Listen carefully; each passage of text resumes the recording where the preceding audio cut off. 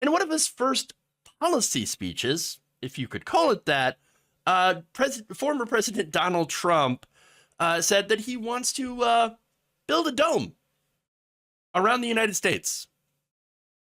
World War III would be a catastrophe unlike any other. This would make World War I and World War II like very small battles. The best way to ensure that such a conflict never happens is to be prepared with unmatched technology and unrivaled strength.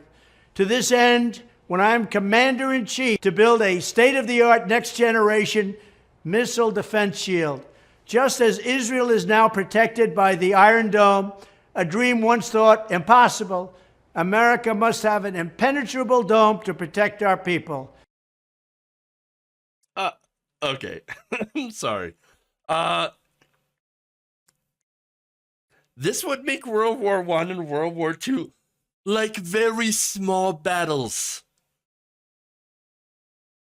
Almost, I mean, gibberish. Almost gibberish. But look, an impenetrable dome. Yes, that's right. We need an impenetrable dome for nuclear. And by the way, part of the video that I didn't show you is, a lot of people are using the N-word, the nuclear word. Okay, well, if you're calling it the N-word, which, by the way, that's not what that is, why are you then saying the word? Doesn't make any sense. But, okay, anyway. Small points aside, this is so dumb. Let's build a dome. Okay, well, let's use Donald Trump's brain as a blueprint, or skull maybe, because ain't nothing getting through there, especially if it's facts and information. But look, no, he's actually talking about a missile defense system, okay? At first, I actually believe that he might have been literally talking about a dome, like an actual, like, Simpsons-esque, whatever glass dome across, it wouldn't be glass, but around the entire country. And I'm like, wow, that's really, really stupid. This is not that, but it also doesn't make it less stupid, as I'm going to point out. But look, the missile defense system, okay, I think we already have a bit of a missile defense system, they're called SAMs. They're also interceptor missiles. But okay, look, here's the thing. He says Iron Dome, right? Israel has Iron Dome. Okay. Iron Dome's smaller in scale, obviously, because Israel is much smaller than the entire continental United States. But the other thing is they don't intercept ICBMs, which is intercontinental ballistic missiles. They're intercepting like dummy rockets from Hezbollah. There's a bit of a difference here between an ICBM and what is normally either a shoulder-fired or, in cases, very small, tube, whatever, firing these, rockets and things like that that are being used in Gaza. Pretty big difference between the two. Okay? A very big difference. Again, even with our technology, it's incredibly difficult to shoot down an ICBM. And there's a reason for that. There's the differences in range and speed. To show you how fast, you know how far away Russia is. Unless you're apparently in Alaska and you go, I can see Russia from my house. ICBMs from Russia could reach the US within 30 minutes. So that's faster than you could order a pizza. Okay? Now, and I'll tell you how fast they can get up to. Mach 23.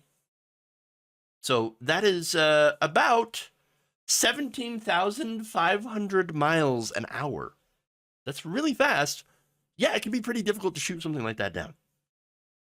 Now, the other issue here is, again, when you're dealing with nuclear missiles, as he's talking about, well, even if you manage to intercept one, which is difficult to do, well, that wouldn't be the only one. There's a very good chance that there will be thousands of others. Russia currently possesses 5,977 nuclear warheads. That's enough to destroy the planet several times over, many, many, many times over. And the reason I say, well, there's going to be more of them, well, once you've made the decision to launch a nuclear weapon, well, it won't be just one. It's going to be all of them. All of them. As soon as the intended target country sees that launch, you know what they're going to do? They're going to launch everything back. Every single thing. You know what it's called? It's called mutually assured destruction, to put it in Trump terms. Mutually assured destruction. Now, again, the other issue, of course, with interception is not only do you have land-based launches, but you also have nuclear subs that can launch from anywhere, making that very difficult to intercept.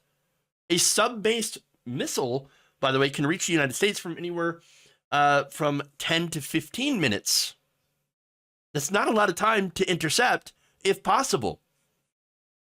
And, of course, the other issue is, again, if you destroy the missile in midair, well, you're still going to have the nuclear core.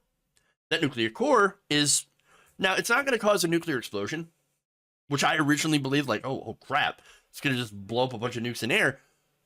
No, thankfully. That said, it's not like you're out of the woods. The uranium and plutonium inside of these bombs, these warheads, that is still going to rain down on whatever place is unlucky enough to be under those missiles once they explode.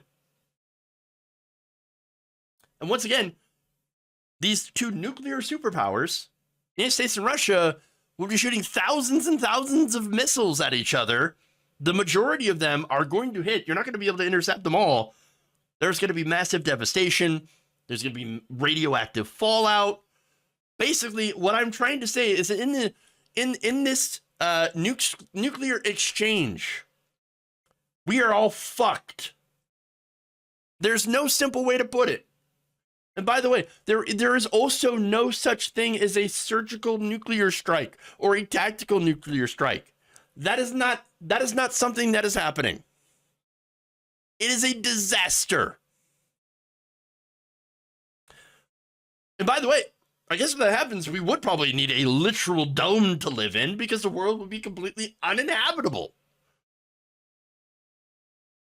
But no, the best way to prevent that nightmare scenario is to ensure that these weapons are never, ever, ever used. Ever. I would like to see, personally, all nuclear weapons destroyed.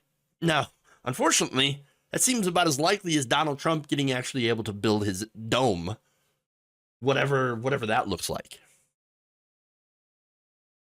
So, that said, this is why his idea wouldn't work. The Iron Dome for the United States wouldn't be feasible. It just doesn't work that way. In the case of mutually assured destruction. And I bet somebody has already told him that, because as he had mentioned, that's why he referred to the, not the military leaders that you see on TV, but actually military leaders. No, it's because somebody smarter than him told him, sir, that is a dumb idea. That is the stupidest idea I've ever heard. That is not going to work. And again, the only thing that would help is, that would actually solve this is nuclear non-proliferation. Now, the other thing here, by the way, that we could do is instead of, putting more money into the military, which Donald Trump did, and by the way, Biden continued, we are now spending $800 billion a year on so-called defense.